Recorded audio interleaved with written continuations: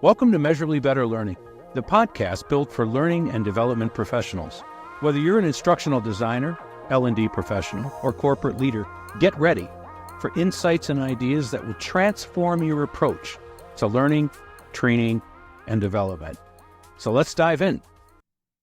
Welcome, everyone, to the Measurably Better Learning podcast. I am joined today by my good friend, Miriam Taylor. And we're going to talk a little bit about needs and analyzing needs. Now, most of our audience, when they hear needs analysis, are going to think of a particular thing, right? It's a course, and you're going to do some needs analysis. But what you have in mind for this is something much bigger and broader than that. Talk us through that a little bit. Yeah, I think since this is part of our series, Learning Leader As, there's no great way to say it, needs analyzer, I don't know. But we're talking at a higher level here, not a... Sounds like a piece of medical equipment. It does, it really does, yeah. I'm thinking more in terms of the broader picture. So in other words, when a department or a client comes to your team, asking the question, is this truly a learning problem? And kind of going from there. So maybe not quite on the micro level of all the different little questions, and we might get to some of those, but really helping the group that's coming to you, the stakeholders, determine if it is a learning problem, and then also helping your team sift through all the intricacies of that to make sure you've really gotten at what their need is. And that's a thing we've seen before, right? Some organization, company has a problem, and usually by the time it comes to the learning team, it means that they haven't managed to figure it out. Right. So there's sort of this vacuous space, and they say, well, this has to be a learning problem, and I think part of wisdom dictates that you say, wait a minute, maybe it is, maybe it isn't, right? And so. Can you share with us some of the strategies around the bigger picture needs analysis? Yeah, so just even asking that question, right? Is this truly a learning problem? But again, to not be faced with a lot of hostility when you ask that question, you really need to build good relationships with whomever your stakeholders are. So if that's an internal departments coming to your team, or whether you're working with a client external to your company, you really need to have good relationships, meaning that you can ask honest questions and hard questions, and they're willing to answer them. And, all in the spirit of we're working together to solve this problem. But let's make sure we have the right problem solving the right problem. So having meetings, making sure you're engaging in whether it's interview sessions with other stakeholders or getting feedback from them, just making sure that you have a really good relationship with them that you can go back and forth. How do you get somebody to slow down? Yeah. To say, wait, before we go off and the instructional designers and developers are making things, problems tend to want to be solved quickly. And how do you get somebody to stop and say, wait a minute, wait, let's think about this. Relationship is obviously one of them. Do you ask for, do you actually ask the question, how do you know this is the problem? It depends on the relationship sometimes. Okay. But, another strategy really is to maybe we accept it. Okay. Yep. We're going to accept this as a problem. Let's start defining our objectives. What are your goals for this? Well, then we pretty quickly get at, well, I don't know, but this machine keeps breaking down and nobody knows how to fix it. Or versus, or we just did this the other day on a call even, as the story unfolded, we have these materials and those materials, but we don't know what this can do and that. Okay. Right. So clearly this is a learning problem, but we need to slow down. And slow down to speed up later. And a lot of times the way we get to that is by saying, well, what are your learning objectives? And as we start to dig into that, then often the stakeholders come to that conclusion on their own, which is, maybe not really sure. I don't know yet. Maybe we need to sit down and dig into this a little more and really analyze our need. Yeah. Before we go to break, just a question.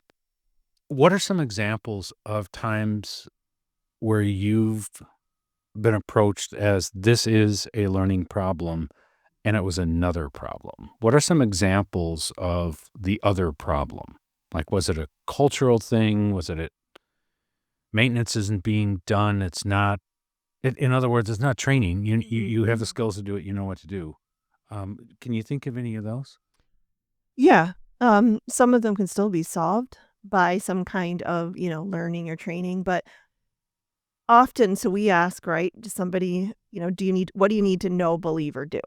So sometimes we bump into things where our learners know how to do it, but they might not believe that it's the right thing to do. Now, that can still be addressed through training, Yeah. but sometimes it can't be. If we're talking, like you said, a larger cultural issue, maybe there's an environmental issue. Right. They don't have the right tools. They Right. don't have enough time. Right. And so in that case, or maybe there's not support from management or from their team.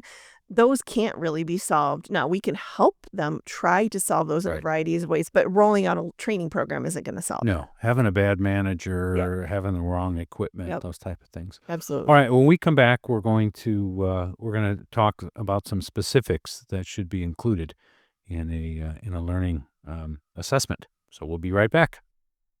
Imagine a world where every training session, every learning module, and every translated document is aligned with your company's unique goals and global ambitions. Welcome to Ingenuity, where we don't just talk about elevating your corporate learning, we make it happen. At Ingenuity, we understand the heart of your business is its people. That's why we specialize in creating custom learning solutions and translation services that are not just effective, but are designed specifically for your business's global needs. Let us show you how learning cannot be just better, but measurably better, with solutions tailored just for you. Learn more in the description below. Welcome back, everyone. And as promised, we're going to take a look at some specific tools and approaches and topics and questions around how to do a little bit broader perspective needs analysis. So, Miriam, what does that big picture needs analysis actually look like? And can you give some examples of it? Yeah, I think there's probably 5 larger categories. And I'll give maybe just a few examples of questions you should ask to get at that bigger picture. So obviously you want to know what the current situation is and what the desired situation is, right? Well, that's sort of standard needs assessment ease, taken out of a textbook, whatever. But an easy way to get at that is, what are your goals for this project? What is the problem you're trying to solve? I mean, if you ask that one question, usually you get like, whoop, and you hear the whole story. Do you, in that question, have they thought about that at that point, that they can actually quickly identify the problem they're going to solve? No, you don't usually get a fast answer, but you get the whole story, Okay. which allows you to pull things out. So there's some diagnostics here going on. Okay. Yep. And I also like to, so maybe it's just, I don't know, my personality, but I like to say, what is the problem you're trying to solve or the opportunity that you see? Because it doesn't always have to be negative. It might not be a problem. There might be something that if we can upskill our people, we have this new opportunity or something, So there's that. What's the overall vision? What do you see the learning need to be? Again, you're going to get at this point typically like a narrative that goes on for a while. That's fine because you can pull, you can extract. A lot of times you might get answers, to other questions. Another thing you need to know is stakeholders, right? Who's the sponsor? Who's the stakeholder? Who is the subject matter expert? That might be a little more tactical, but if you don't know those things, or if there is no subject matter expert or stakeholders aren't available or very available and involved, that tells you something too about the scope of your project. And we have a webinar coming up on stakeholders, but stakeholders is really an interesting conversation. And I think you talked about the extremes of the absentee stakeholder versus the dude, can you give us a little space here? Just give us a little time to think and breathe here. Because that one happens too, where somebody's so involved or a stakeholder thinks they're a SME. Right. And maybe they are. Right. Sometimes they are. But chances are they're not. So, okay.